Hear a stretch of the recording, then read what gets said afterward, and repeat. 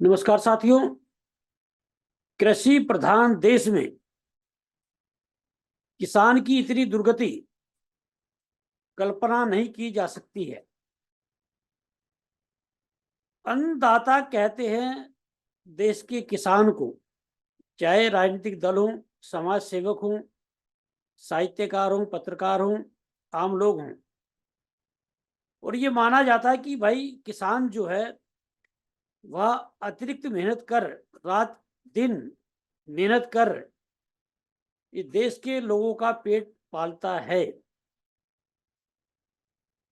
पूर्व प्रधानमंत्री चौधरी चरण सिंह कहते थे कि देश की खुशहाली का रास्ता खेत और खलिहान से जाता है। पूर्व प्रधानमंत्री लाल बहादुर शास्त्री ने नारा दिया था, जय जवान जय किसान। और ये जितने भी राजनीतिक दल हैं, चाहे सत्ता पक्ष के दल हों, भारतीय जनता पार्टी हो, कांग्रेस हो, समाजवादी पार्टी हो, आरएलडी हो, राजद हो, एनसीपी हो, यानी कि तमाम दल जो है देश के, वो किसान को अन्नदाता मानते हुए किसान के वोट पर जो है सरकार बनाते हैं। आज की तारीख में भी यदि पैसे की बात की जाएगी तो जितनी भी सरकारें बनती हैं वह किसान के वोट से बनती हैं। और अभी हाल में मोदी सरकार ने पूर्व प्रधानमंत्री चौधरी चरण सिंह को भारत रत्न दिया। कृषि वैज्ञानिक स्वामीनाथन को भारत रत्न दिया। लेकिन ऐसे में प्रश्न ये उठता है कि किसानों के मसीहा कहे जाने वाले किसान नेता पूर्व प्रधानमंत्री चौधरी चरण सिंह को भारत रत्न दिया है, क्या उनकी नीतियां लागू करने को सरकार, ये मोदी सरकार तैयार है? या इस सरकार में चौधरी चरण सिंह जो किसानों के पैरोकार थे, जो किसानों की बात करते थे, किसानों के दुख दर्द की बात करते थे, तो क्या इस सरकार में किसानों के दुख दर्द की बात कोई की जा रही है? क्या किसानों के कोई बड़े पैरोकार हैं? स्वामीनाथन कृषि वैज्ञानिक भारत रत्न दे दिया गया, लेकिन स्वामीनाथन की जो रिपोर्ट है उसे लागू नहीं करना है। स्वामीनाथन की रिपोर्ट में एमएसपी गारंटी की बात है। एमएसपी गारंटी की बात होगी तो कहेंगे साहब संभव ही नहीं है।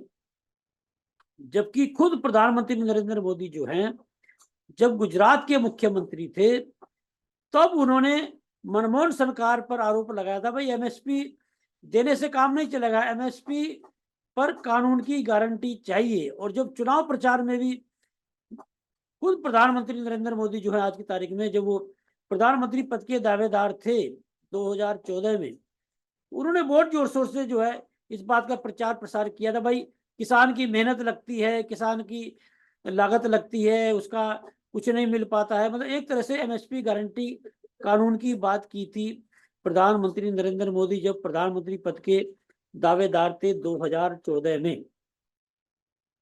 मैं ये सारी जो भूमिका बना रहा हूं वह क्यों बना रहा हूं, ये बात समझने की जरूरत है। अभी हाल में शंभू बॉर्डर पर जब किसान बैठे और किसानों का ये कहना था, भाई हम लोग जो नहीं मांगे नहीं मांग रहे हैं, जो पिछले किसान आंदोलन में जो मोदी सरकार ने जो मांगे मानी थी उन्हें पूरा करने की हम मांग कर रहे हैं। वादा खिलाफी का आरोप जो है इन किसानों ने मोदी सरकार पर लगाया। लेकिन दिल्ली से 200 किलोमीटर दूर शंभू बॉर्डर पर किसान डटे और दिल्ली में किसान घुस ना पाए, इसलिए एक माहौल बना दिया गया कि साहब गाजीपुर बॉर्डर पर, सिंगू बॉर्डर पर, टिकरी बॉर्डर पर बैरिकेड लगा दिए गए, कीले गड़वा दी गई, कंक्रीट की दीवारें खड़ी कर दी गई कि किसान को देश की राजधानी में घुसने नहीं देना है। और गृह मंत्रालय के सख्त आदेश थे दिल्ली जो पुलिस कमिश्नर है संजय अरोड़ा को कि भाई किसान कोई घुसना नहीं चाहिए। मतलब ऐसा लग रहा था कि किसान जैसे इस देश का नागरिक ही ना हो, घुसने नहीं देना। शंभू बॉर्डर पर जो देखने को मिला वो सब लोगों ने बोला एनसीआर में एक जो है गजब माहौल बना दिया है सरकार ने, मीडिया को हाईजैक करके। दिल्ली आने के लिए जो रोका जा रहा है, किसानों को रोका गया, उसकी बात करने को कोई तैयार नहीं है कि भाई किसान जो है वो दिल्ली को आने को जो है कुछ करने की बात कर रहे थे, उन्हें रोक दिया गया, तो निश्चित रूप से थोड़ा बहुत उत्पाद देखने को मिलेगा। लेकिन बात कर रहे हैं साहब, वहां तो खालिस्तानी है, वहां तो जेसीबी मशीन लेकर आए हैं, वहां तो ट्रैक्टर हैं, और ये किसान गाड़ियों में क्यों घूम रहे हैं, ये तो करोड़पति हैं। मतलब किसान जो है वो गाड़ी में नहीं चल सकता है, किसान जो है वो ट्रैक्टर जो है उसका जो है वो ट्रैक्टर हाईवे पर नहीं चल सकता है, किसान जेसीबी मशीन नहीं ला सकता है। मतलब इस देश के जो लोग हैं, अभी भी किसान का बेटा उच्च पद पर बैठ सकता है, किसान का बेटा नेता बन सकता है, किसान का बेटा जो है बड़ी जिम्मेदारी के साथ में जो है बॉर्डर पर सेवा कर सकता है। लेकिन किसान को अभी भी इस देश के लोग जो है, विशेष रूप से जो शहरीकरण हुआ है, शहर के रहने वाले लोग जो एनसीआर के, वह दयनीय हालत में देखना चाहते हैं। मतलब किसान की तरक्की नहीं देखना चाहते, किसान को अच्छे कपड़े पहनते हुए नहीं देखना चाहते, किसान को जो है वो अभी भी जो है ये चाहते कि वो जर्जर स्थिति में रहे, वो कर्ज के नीचे दबा रहे, वो दयनीय हालत में रहे, लोगों सामने गिड़गिड़ाता रहे। ये अभी भी आज का जो आदमी है, और विशेष रूप से वही लोग जो गांव से आए हुए हैं, किसानों के बेटे हैं, आज शहर में आकर 2 पैसे कमा लिए हैं, तो वो किसान को हे दृष्टि से देखने लगा है। मैं ये बात क्यों बोल रहा हूँ हे दृष्टि से देखने लगा है? बेंगलुरु में जो मेट्रो पर चढ़ने से चलने से रोक दिया गया किसान को, एक और तो आप कहते हैं भाई किसान के पास गाड़ी कहाँ से आ गई, किसान जो है करोड़पति कैसे? एक किसान यदि दयनीय हालत में आता है और मेट्रो में चलने की बात करता है, टोकन लेता है, बाकायदा एक गठरी उसके सर पर रखी गई होती है, तो उस किसान को मेट्रो में नहीं चलने देना है। और रोकने वाला कौन? Security guard. जो सिक्योरिटी गार्ड निश्चित रूप से गांव से आया होगा, और हो सकता है किसान का ही बेटा हो, उस सिक्योरिटी गार्ड ने किसान को मेट्रो में चलने से रोक दिया। वो तो कुछ जागरूक युवा थे जो जिन्होंने वहां बवाल किया, एक वीडियो बनाई, वीडियो वायरल हुई, तब वो जो सिक्योरिटी गार्ड था, जो उसका सुपरवाइजर था, वो सस्पेंड किया गया। मैं ये बातें बोल रहा हूं, मैं ये बोल रहा हूं कि क्या माहौल बना दिया गया है एनसीआर में, क्या शहरीकरण में किसान के प्रति क्या एक मानसिकता हो गई है, उसे समझने की जरूरत है। सारे लोग किसानों की बात करेंगे, और मैं तो कह रहा हूं कि शहर में ऐसे कितने लोग हैं जो किसान निधि लेने गांव जाते हैं, या कितने लोग हैं जिन्होंने बटाई पे ठेके पर जमीन दे रखी है, पैसा लेने जो है गांव जाते हैं, और फसल जो जब तैयार होती है, गेहूं हो चावल हो, तब अन्न लेने गांव जाते हैं। लेकिन किसान को बर्दाश्त नहीं करना है। बात साथियों बेंगलुरु में किसान को मेट्रो में चलने की ही नहीं है।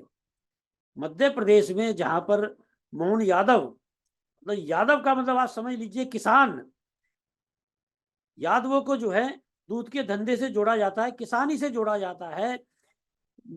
मध्य प्रदेश में चचोड़ा जनपद में मोहनपुर के गांव के एक जो है भागवत मीना, उन्होंने जो है ट्रैक्टर कुएं के लिए जो है लोन लिया, और उस लोन को डकार गए सरपंच और सचिव। 3.5 लाख का जब लोन लिया कुएं के लिए, तो जब उसे डकार गए, तो जो ये किसान बेचारा बेबस किसान जो है, मुख्यमंत्री हेल्पलाइन में शिकायत की, और ये किसान बेचारा जो है वो पंचायत जो कार्यालय वहां पर था जनपद में, वहां पर जो शिकायत उन्होंने सीएम हेल्पलाइन में की थी, वो जानकारी लेने गया, भाई मेरी शिकायत का क्या हुआ। तो पंचायत कार्यालय का जो सीईओ है, उसने दौड़ा दिया किसान को, बैट लेकर अपनी बैट खोलकर उसे पीटा, और जो वहां का टॉयलेट जो था उसमें उसे बंधक बना लिया। ये है स्थिति इस देश के अन्नदाता की, ये है स्थिति इस देश के किसान की। और मैं प्रश्न करना चाहता हूं इस देश की सरकारों से कि भाई आप किसान के नाम पर किसान नेता पूर्व प्रधानमंत्री चौधरी चरण सिंह को भारत रत्न तो दे सकते हैं, आप कृषि वैज्ञानिक जो है स्वामीनाथन को भारत रत्न तो दे सकते हैं, क्योंकि आपको किसानों का वोट चाहिए। लेकिन किसानों के पक्ष में जो नीतियां हैं, किसान जो मांग करता है, किसान की जो उनके साथ जो भ्रष्टाचार हो रहा है, उससे आपको कोई लेना देना नहीं है। इस सरकार ने, भारतीय जनता पार्टी की, चाहे केंद्र सरकार हो चाहे राज्य की सरकार हो, इन लोगों ने नौकरशाही को इतना बढ़ावा दे दिया है। एक जिले में पंचायत में बैठा हुआ सीईओ, एक नौकरशाह, जो जनता के पैसे पर जिसकी सैलरी मिलती है, जो जनता का नौकर है, या मैं ये कहूंगा जो किसान का नौकर है, उसका इतना दुस्साहस हो गया कि वो किसान को अपनी बेल्ट से पीटने लगा। और उस ऑफिस के जितने कर्मचारी थे वो भी उस सीईओ के पक्ष में खड़े हुए। किसी के अंदर शर्म गैरत नाम की बची नहीं होगी। और मैं तो ये कहूंगा उन कर्मचारियों में भी कितने किसान के बेटे होंगे, क्योंकि वो सीईओ था, अपने अधिकारी के खिलाफ खड़ा नहीं होना है, मतलब उस किसान के पक्ष में जो है वो लोग खड़े नहीं हो पाए। ये आज हालात जो देश के हैं, ये मानसिकता लोगों की है, ये परिस्थितियां देश की हैं। और जो लोग आज विकास की बात कर रहे हैं, उन लोगों को ये समझना होगा कि नौकरशाह को इतना बढ़ावा मिल चुका है, फैक्ट्रियों में मैनेजमेंट को इतना बढ़ावा मिल चुका है कि आज किसान, जिस किसान की दुहाई देता है ये देश। कोरोना काल आ जाइए आप, कोरोना काल में जितने बड़े बड़े उद्योगपति थे, जितनी फैक्ट्रियां थी, जितने बहुत बड़े वैज्ञानिक थे, जितने बहुत बड़े बुद्धिमान थे, बुद्धिजीवी थे, सबकी जो है विद्वत्ता जो है वो धरी की धरी रह गई। इस देश को किसने बचाया? किसान ने। कोरोना के चलते लोग घरों से नहीं निकलते थे, लेकिन किसान पूरे कोरोना काल में अपने खेत में मेहनत करता रहा। वो किसान की ही मेहनत थी, वो किसान का ही जज्बा था, वो किसान की ही समर्पण भाव था, वो किसान की ही देशभक्ति थी, जो आज प्रधानमंत्री नरेंद्र मोदी चौड़ा होकर बोलते हैं कि मैंने देश बचा लिया। वो देश प्रधानमंत्री नरेंद्र मोदी ने नहीं बचाया, वो देश बचाया इस देश के किसान ने, और जिसकी आज दुर्गति की जा रही है। मैं पूछना चाहता हूँ देश के कर्मधारों से, इस देश के राजनीतिक दलों से, समाज सेवकों से, बुद्धिजीवियों से और किसान संगठनों से भी, जब बेंगलोर में मेट्रो में किसान के साथ ये भेदभावपूर्ण रवैया अपनाया गया, कितने संगठनों ने आवाज उठाई, कितने राजनीतिक दलों ने आवाज उठाई। जब प्रधानमंत्री नरेंद्र मोदी जैसी बात पर ट्वीट करते हैं तो उस किसान के पक्ष में ट्वीट क्यों नहीं किया गया? या आज मध्य प्रदेश में चचोड़ा जनपद में मोहनपुर गांव के भागवत मीना के साथ जो है, जो उस सीईओ ने, उस अधिकारी ने, उस नौकरशाह ने जो अपने ही बैट से पीटा, तो क्या आज प्रधानमंत्री नरेंद्र मोदी तक वो खबर नहीं गई? क्यों नहीं तत्काल रूप से उसे गिरफ्तार कराया गया और क्यों नहीं जेल में डाल दिया गया सीईओ को? मतलब आप कार्यवाही भी करेंगे तो सस्पेंड कर देंगे ज्यादा, एफआईआर दर्ज करके उस पर 307 का मुकदमा दर्ज करके क्यों नहीं जेल में डाला गया? मतलब मैं ये सारी बातें इसलिए बोल रहा हूँ कि देश में जो माहौल बना दिया गया है आम आदमी पार्टी के प्रति, आम आदमी के प्रति, आप लोगों से बात कर लीजिए, कहेंगे साहब विकास हो रहा है, हाईवे बन रहे हैं, फला जगह ये बन रहा है, फला जगह वो बन रहा है। आप समझ लीजिए कि इस देश में आम आदमी और गरीब आदमी की, किसान मजदूर की क्या दुर्गति होने वाली है। एक मानसिकता ये बना दी गई है कि मेट्रो में नहीं चढ़ने देंगे साहब किसान को। भी किसान आंदोलन जब हुआ तो दिल्ली में बसों में, मेट्रो में ये देखा जाने लगा भाई कोई किसान तो नहीं चढ़ गया है। कोई किसान बेचारा यदि कहीं दिल्ली में कोई सामान खरीदने भी आया है या कहीं की रिश्तेदारी में भी आया है, उसे चढ़ने नहीं दिया गया। उस किसान को चिन्हित किया गया साहब ये किसान क्यों आया है। मतलब किसान के प्रति ऐसा भेदभावपूर्ण रवैया किसी सरकार में देखा नहीं गया है। हमने बहुत सरकारें देखी है। सरकारें जो है, यदि किसान जो है वो दिल्ली में जाता था तो बाकायदा उनके लिए एक मैदान दिया जाता था, बातें होती थी, और सफल होना हो अलग बात थी, लेकिन दिल्ली में किसान को सम्मान दिया जाता था। बोट क्लब में बड़े बड़े जो है रैलियां हुई हैं, रामलीला मैदान में किसानों की रैलियां हुई हैं। लेकिन ये सरकार जो है साहब किसानों को राजधानी में घुसने नहीं देंगे। आरोप लगाएंगे साहब ये खालिस्तानी है, ये फला है, ये फला है। अरे भाई कभी यदि कोई किसान आपराधिक प्रवृत्ति का है, अपराधी है, आपके पास में तमाम एजेंसियां हैं, पुलिस है, प्रशासन है, सेना है, तमाम जांच एजेंसियां, आप जांच करा के उसे जेल में डालिए। आप बदनाम करने में क्यों लगे हुए हैं किसानों को? अभी जो है 14 तारीख को जो है मार्च में रामलीला मैदान में किसान पंचायत है, आप रोक पाएंगे उस पंचायत को? आप जो अभी जो सिंगू बॉर्डर पर है किसान मजदूर संघर्ष समिति के जो लोग हैं, 450 से ऊपर संगठन है, संयुक्त किसान मोर्चे में जब आंदोलन चला, आपने तमाम उसे जो है बदनाम करने का तमाम प्रयास किया, साहब ये खालिस्तानी है, पाकिस्तान से फंडिंग होती है, फला जगह से फंडिंग होती है। लेकिन जब यूपी चुनाव आया 2022 में तो साहब आपने आपने आगे बढ़े और मांगे मान ली उनकी, और उन्हीं मांगों की तो बात कर रहा है किसान की। भाई जो आपने हमसे वादा किया था कि हमने आपकी सारी मांगे मान ली, तो उन्हें इम्प्लीमेंट कराइए। कोई अलग से मांगे थोड़ी कर रहा है किसान। तो कुल मिलाकर मैं ये सारी चीजें इसलिए बोल रहा हूँ कि आज जो किसान के बेटे बेटियां शहरों में उच्च पदों पर बैठ गए हैं, वह अपने बाप दादाओं का संघर्ष भूल गए हैं। और मैं दावे के साथ कह सकता हूँ कि जितने भी इस समय उच्च पदों पर किसान के बेटे बेटियां हैं, वो आप लोग जब शहर में आए थे गांव से, वो समय याद कीजिए।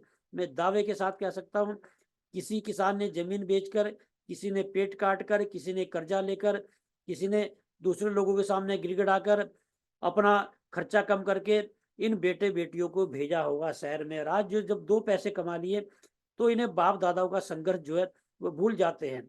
और जिन लोगों का खेती से दूर दूर तक लेना देना नहीं है, वह प्रवचन देना लगते हैं, साहब खेती करना हम सिखाएंगे। मतलब जो किसान जिसकी जो पूर्वज जो है, जिनकी पुश्ते जो हैं वो किसानी में खप गई, उस किसान को खेती की जानकारी नहीं है। और जिस आदमी को खेती से लेना देना नहीं है, वो कहता साहब हम खेती करना सिखाएंगे। जब नए कृषि कानून लागू किए गए, तो सरकार में बैठे वो लोग जिन्हें खेती से लेना देना नहीं है, जिन्होंने खेत खेत की मेहनत नहीं देखी, जो फसल को जानते नहीं है, वो कह रहे साहब हम खेती करना सिखाएंगे किसान को। सीधा सीधा किसान जो भी थोड़ी बहुत जमीन किसान के पास में है, वो कैसे हड़पी जाए, वो पूरा प्रयास इस देश के पूंजीपतियों का है। और जो है इस देश में नौकरशाह का है। लोग जो मोदी सरकार की तारीफ करते हैं, मैं उनसे पूछना चाहता हूँ, देश में जो गैस पर सब्सिडी मिलती थी, घरेलू गैस पर, उसमें सरकार ने बोला नहीं नहीं साहब हम आपके अकाउंट में डालेंगे, आपके खाते में डालेंगे। कितने महीने खाते में आई? इस सरकार ने इतना भी गैरत इस सरकार को नहीं हुई कि लोगों से हम बता दें कि आपकी सब्सिडी खत्म कर दी गई है, और चुपके से सब्सिडी खत्म कर दी गई। आज कितने लोगों को सब्सिडी मिल रही है, जरा मत कोई बताएगा? इस देश में घरेलू गैस पर सब्सिडी खत्म हो चुकी है, लेकिन सरकार में इतनी नैतिकता नहीं हुई कि जो बोल दे कि भाई हमने सब्सिडी खत्म कर दी है।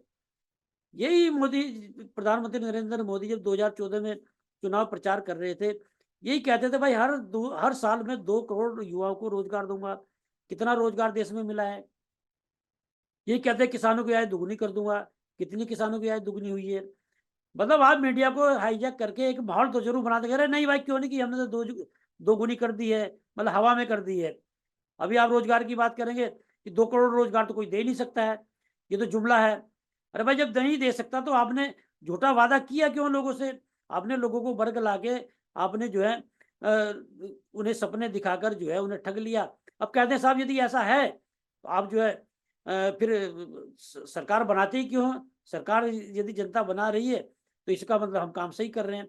मतलब आप पूरे मीडिया को हाईजैक करके, आप सारे तंत्रों को हाईजैक करके और विपक्ष की कमजोरी का फायदा उठाते हुए आप अपनी मनमानी करते रहेंगे। भाई विपक्ष आज कमजोर नहीं होता तो आपकी मनमानी थोड़ी चलती। वंशवाद पर टिका हुआ जो विपक्ष है, उसकी कमजोरी का फायदा ये सरकार उठा रही है।